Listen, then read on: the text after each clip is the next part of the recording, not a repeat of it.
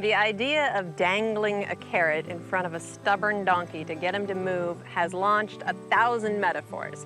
Now, you probably couldn't get a human to work very hard based on the promise of a carrot as a reward, but farm-fresh carrots are a delicacy that many people are rediscovering. They're healthy, they're bursting with beta-carotene and antioxidants, and they're versatile. You can use them in salads, soups, you can juice them, you can eat them raw. In fact, most of us eat on the average of 10 pounds of these colorful root vegetables every year. And wouldn't it be great if they were all as good as this one? I'm Charity Nebbe. On this episode of Iowa Ingredient, we'll meet an interesting Iowan known as the Carrot King. His name is Gary Guthrie, and he'll give us the lowdown on growing tasty and unique carrots. And the folks from Saltport Kitchen in Solon will capitalize on carrots' sweet and savory sides when they visit us in our studio kitchen. All that and more coming up next on Iowa Ingredient.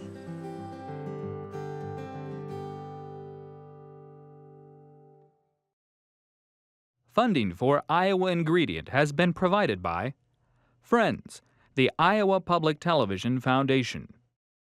A grant from the W.T. and Edna M. Dahl Trust. Alliant Energy, working to help Iowa businesses be more productive with funding for equipment upgrades and process improvements. Chef Lisa Laval of Trellis Cafe and Chef Michael Laval of the Des Moines Embassy Club. For more than 100 years, the Des Moines Embassy Club has provided a place to dine, celebrate, and do business. Located in downtown Des Moines and in West Des Moines, details are at embassyclub.com. Iowa Community Foundations, an initiative of the Iowa Council of Foundations, connecting donors to the causes and communities they care about. For good, for Iowa, forever. Details at iowacommunityfoundations.org.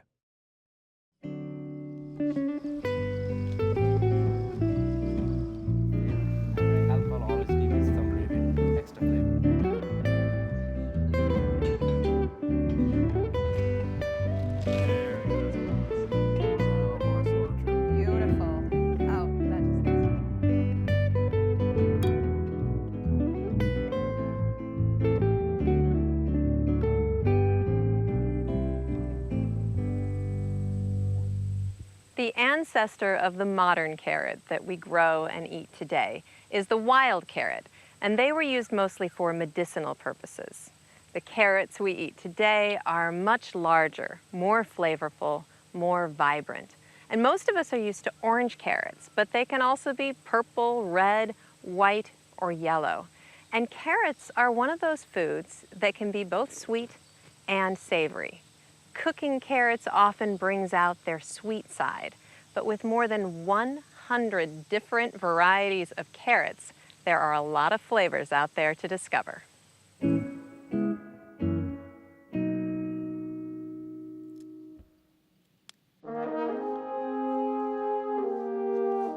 Just east of Ames in Nevada, carrots are nurtured and harvested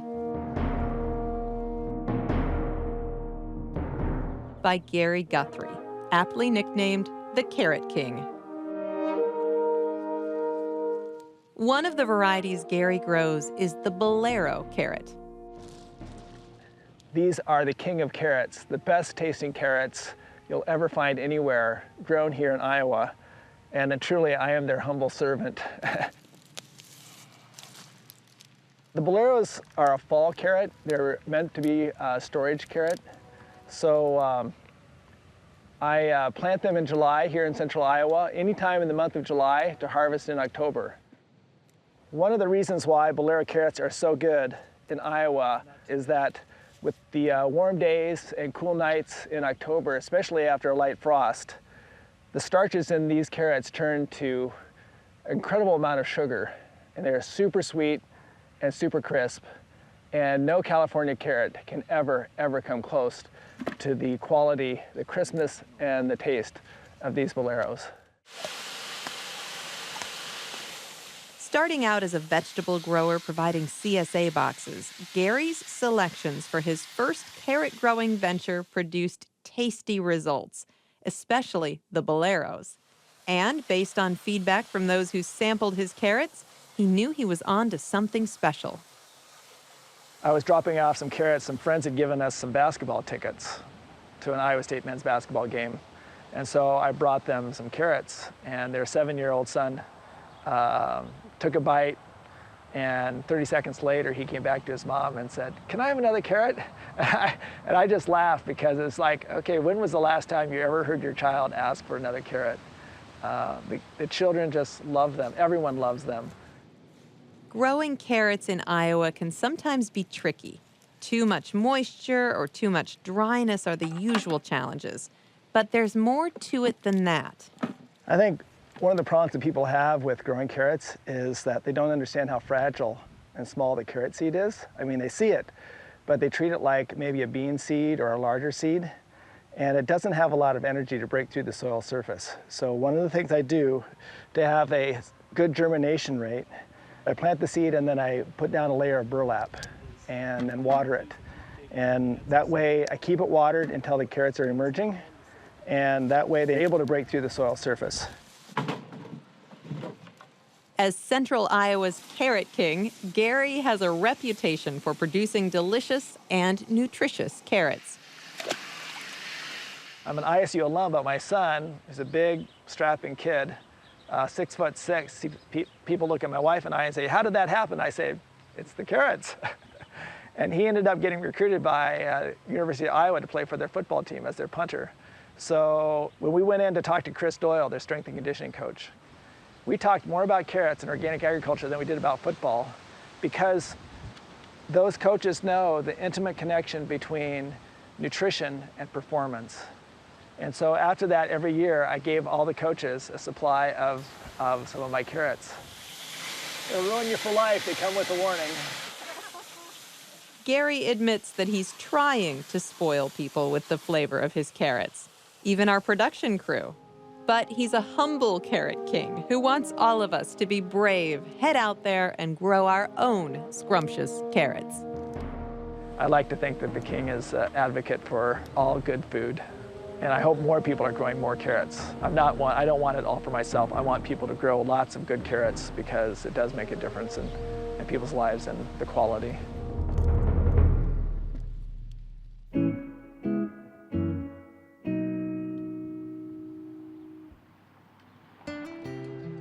Nestled between Iowa City and Cedar Rapids sits the small community of Solon, a crossroads of sorts. Like many other rural towns in Iowa, the connection between farm and community still runs deep here. Along Main Street, you'll find Salt Fork Kitchen, a restaurant owned and operated by Schworn and Eric Menzel. Both of these men strongly believe in the connection between farm and community. They believe in what local food represents and in what local food provides to a community, and they put their beliefs into practice.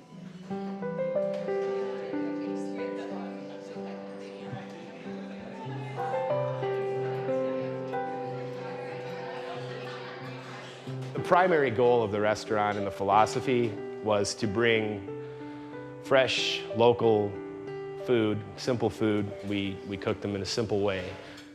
Our menu is down home and eclectic at the same time. We just take those ingredients and kind of put our little twist on it. With a combined experience of well over 40 years in the kitchen, Jay and Eric's approach is to let their food speak for itself.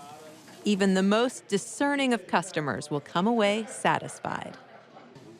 Because really, cooking is all about technique. Really, you just need to know how each food item works. You know, what are the possibilities? And once you have that knowledge of the techniques, then you can make anything. You know, you don't need recipes any longer. And it becomes fun then. You know, you have a language to work with. Focusing on food that is produced close to the restaurant is no easy task. Aside from working with local farmers and producers, Eric owns Salt Fork Farms. He provides the restaurant with fresh produce and greens, fruits, and eggs. I think that if it weren't for the eggs, I don't think we'd be here, actually. I think that's what has started it all. The quality of it is, in my mind, leaps and bounds above what a lot of other places can have. People notice that, you know. It's an easy thing to taste and see, and the texture is different, and it really pops out at people, I think. At a very young age, you learned how to work with what you had. It's not about having these fancy items from across the globe to accent the mediocre ingredients that you have. It's taking excellent ingredients and making a simple preparation and using what you have. And luckily, what we have is just as good as any of those exotic ingredients. They're commonplace in what they are, but the quality of them is extraordinary. It's really just doing things right, keeping it fresh. We're not manipulating the food very much. We're just kind of putting a little steam or some oil and heat to it and kind of letting it speak for itself. You know, the farmer, the grower, the producer, the artisan, they do most of the work. I'm just kind of the guy who organizes it all and runs the madhouse here so that people can have it. You know? Salt Fork Kitchen epitomizes the connection of farmer to community. Fresh food, a comfortable atmosphere, the very essence of what makes Iowa an ideal agricultural setting, a direct connection of farm to plate.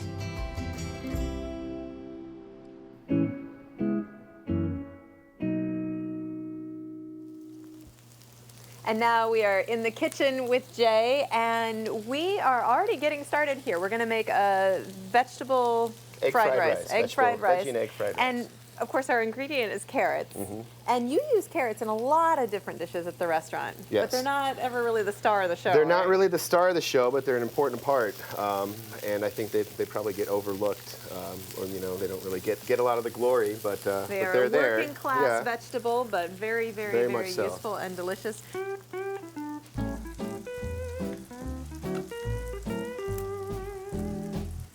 So we've already put in onions, garlic, peppers, a little bit of bok choy in here. What's next? Okay, well now we're going to go ahead and I guess we can add our carrots. All right. All right. Good which idea. have already been sliced. Slice and then- nice and thin with a mandolin. And then we've got some local kale here as well, which we're going to clean real quickly. The easiest way I've found to do that is to kind of use your thumbnail or that part of your finger, and you just rip it from the stem like that. That's so slick. And what I usually do, and what we do at the restaurant, is we actually save these and we cut them into smaller pieces, and then we'll add them to soup or right. whatever else and blanch them up. So we'll go ahead and add our kale. Oh, that's awesome. You know how much time you just saved me when I'm cooking with kale? Happy to help you. No more chopping. Got to be good at something, right? So, That's okay. awesome. I'm going to go ahead and add a little more sesame oil just on that kale, and then a little bit of salt, but you don't need much because we're going to use soy sauce to finish this dish. Perfect. All right, we can bring some pepper in there too. And you know, the primary flavor is the sesame, the soy, and then the egg will add some richness. So you really don't need much, and anyone can make this in 6 or 7 minutes at home. Terrific. And you don't have to use exactly what I've got in here. You could use whatever you have. Right, or laying whatever's around. in season. Exactly. Great. Which is kind of how it works at the restaurant. All right. And the rice, of course, is pre-cooked and cooled.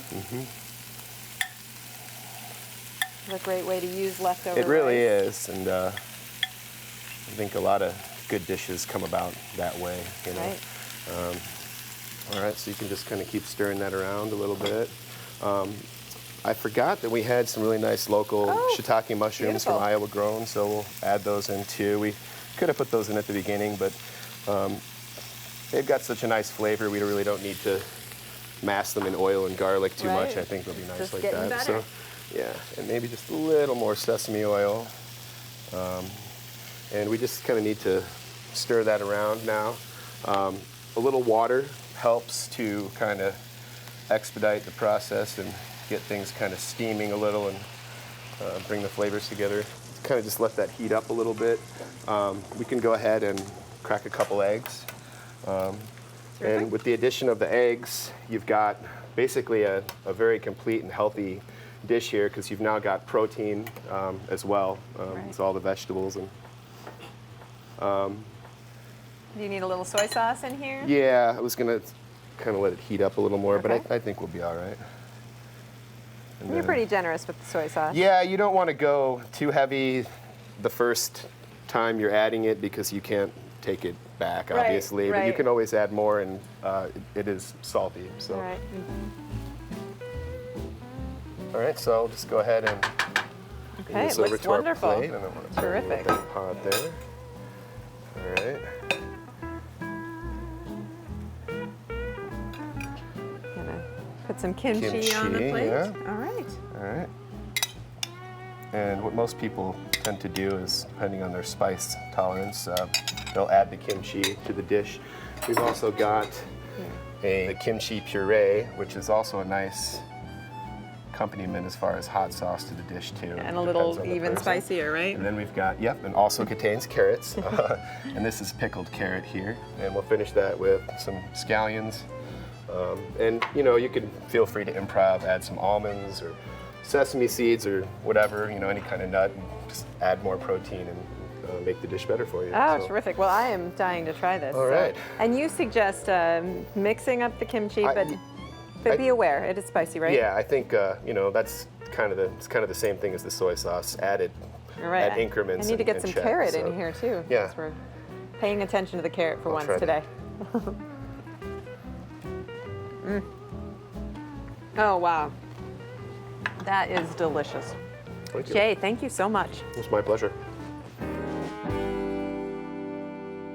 Now, we were talking about how carrots never get to be the star of the show. Well, there is an exception to that rule, and Eric is here with me in the kitchen now to let the carrots take their place in the sun, right? I'll do my best. All right, so this is going to be a carrot cake, but with That's a right. twist. A little bit of a twist. It's a combination or a mashup of between an upside down cake, which is usually pineapple, Right. and carrot cake. So what we're doing here is we have on a very slow simmer in butter, we have slices of carrots and pecans just caramelizing. Right. And that's going to be the base, which will eventually be the top of the Right. upside down cake. Okay. So what we're going to do first is mix our dry ingredients. So we have 2 1/4 cups of all-purpose flour. Goes right in there. 2 teaspoons of baking powder. 1 teaspoon of baking soda. All right. 1 teaspoon of salt. A teaspoon of cinnamon. 1/2 teaspoon of dried ginger. You can use fresh ginger. I didn't have any. And then 1/4 teaspoon of ground nutmeg. All right, perfect. That Right. sets aside, and then we take the granulated sugar. This is turbinado sugar. And some very softened butter, vanilla, and we're gonna cream that together. We'll add an egg, Okay. one at a time. All right, I'll do my best to go with 1. There we go. There we go.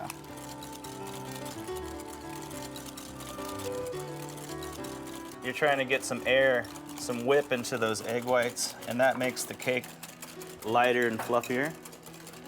Okay, once that's all done, we will add 2 cups of milk. Okay. Okay, and that's all together. Now that is the wet. So from there, we'll just add wet to dry. Okay. Just incorporate the whole thing. Now, that's the cake batter. But to that, we're gonna add some things. So what I'm gonna do is take our carrots and these carrots are from our garden, so they're just washed. You don't have to peel them like you do. A lot of carrots in the store have sat around for a while, so The they skins get tough. they get a skin A little on 'em. garnish. Yeah, it's a little early for garnish. So these are just washed, and you can just use them as is. So I'm just popping those tops off. And then we're just gonna do some mechanical grating here.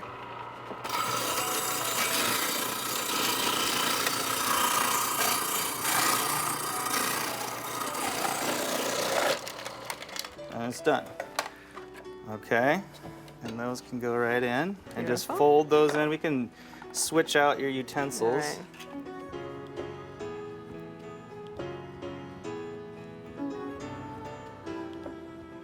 So I'll dump the nuts in and you can fold those as well.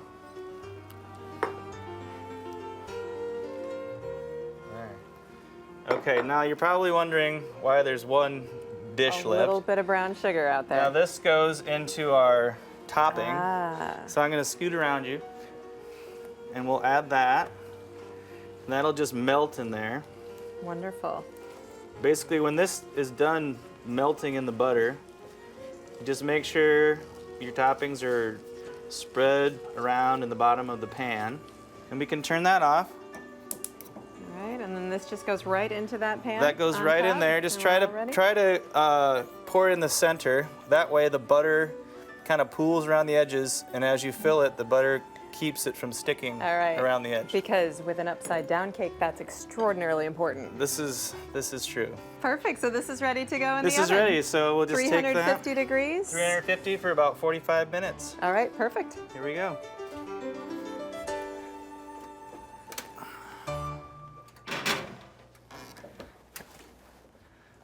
Now the cake should be done. This is when we find out if it comes out of the pan. All right. In one piece. And I have nothing to do with this. we take a platter and invert the platter All right. on top of the pan and keep it together. And then 1, 2, 3, you flip it. And because it had ample butter, it should come right out. Hooray! Oh And my it did. goodness, look at that. That is so beautiful. Yeah, it looks really nice. You have these caramelized carrots and pecans, all in a sauce of butter and brown sugar. Wow, that is gorgeous. Should we try it? Yes.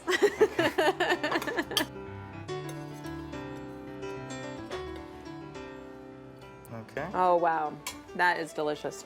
Eric, thank you so much. You're welcome. Thank you.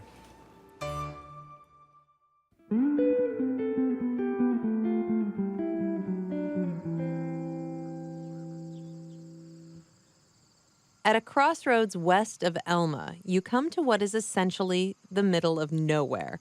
Fields and sky meet on the horizon and seemingly go on forever. With a gentle breeze, it's quite peaceful. That is, until 10 a.m., when what can only be called organized chaos ensues.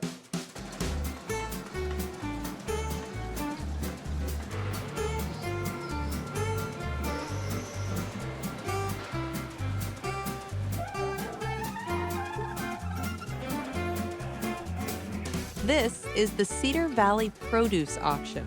From April through October, 3 days a week, the bounty of Iowa comes forth.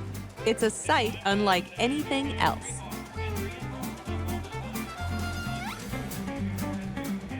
It seemed to work, and everybody was optimistic whether it's going to work here or not, out here in the middle of nowhere, but it took a hold, and our sales have increased every year since we're out in operation. The Cedar Valley Produce Auction consists of a group of local growers who saw the need for a wholesale produce auction to sell fresh fruits, vegetables, and flowers. The idea of a wholesale auction migrated from Pennsylvania and found success here in Iowa. According to the organizers, the auction creates a fair supply and demand environment. I've done farmers markets 4 or 5 years ago for quite a few years. The marketing part is fun, but basically at the end of the day, you're gonna have to go through all your vegetables that didn't sell. The major advantage for me, comparing the two, is you pick what's ready, you bring it to the auction, you unload it, and you're done, you can go home and pick some more. Yeah, you're gonna have some days where it's not gonna be, bring too much of a good price, but at the end of the day, you take your averages, and that's been working very well for me. Everything's loaded on pallets, and they'll line up here and we'll unload everything. When it's time to start the auction, we pick a number, whatever road that takes, that's where we start at. You can come even if you're not a wholesale buyer. The produce auction brings in individuals from across the area who just want to experience the event. We come as often as we can, and we like to see what's available for sale. Sometimes we do buy produce to put in our freezer, but mostly it's like an outing, and bring family down when they come to visit so they can see this as an experience. I guess I'm with it quite a bit. Could you call it organized confusion? Everybody has their job. The forklift operators obviously are the ones that had the headaches of it, you know. It only lasts for a couple hours. During the sale, they may not be doing too much, but then after the sale, everything has to go out again. It may look like chaos to the folks that aren't here a lot, but it's just kind of the way this auction works, yeah. One thing is undeniable: the effort of organizing such a large operation while sustaining high-quality produce creates a unique relationship. It helps the local economy, and it brings great food closer to your door. If somebody couldn't keep up with the quality of it, basically they'll just kind of go by the waysides. Quality is, that's what's driving this thing, basically. Local quality food.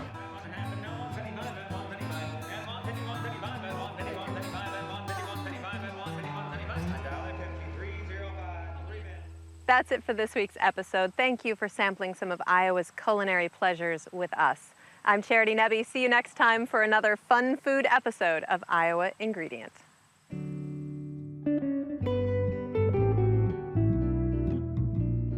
As you can probably guess, the Iowa Ingredient staff is fond of all things that celebrate Iowa food. And in 2014 and early 2015, we visited the amazing restaurants, farms, and other food venues featured on this program.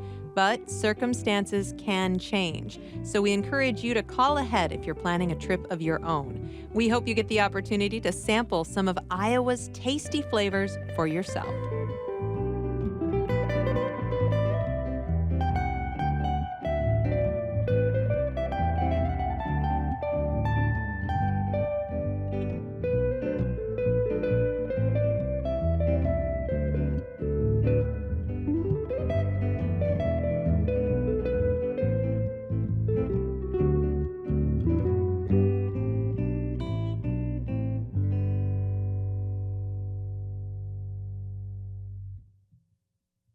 Funding for Iowa Ingredient has been provided by Friends, the Iowa Public Television Foundation. A grant from the W.T. and Edna M. Dahl Trust. Alliant Energy, working to help Iowa businesses be more productive with funding for equipment upgrades and process improvements. Chef Lisa Laval of Trellis Cafe and Chef Michael Laval of the Des Moines Embassy Club. For more than 100 years, the Des Moines Embassy Club has provided a place to dine, celebrate, and do business. Located in downtown Des Moines and in West Des Moines, details are at embassyclub.com. Iowa Community Foundations, an initiative of the Iowa Council of Foundations, connecting donors to the causes and communities they care about. For good, for Iowa, forever. Details at iowacommunityfoundations.org.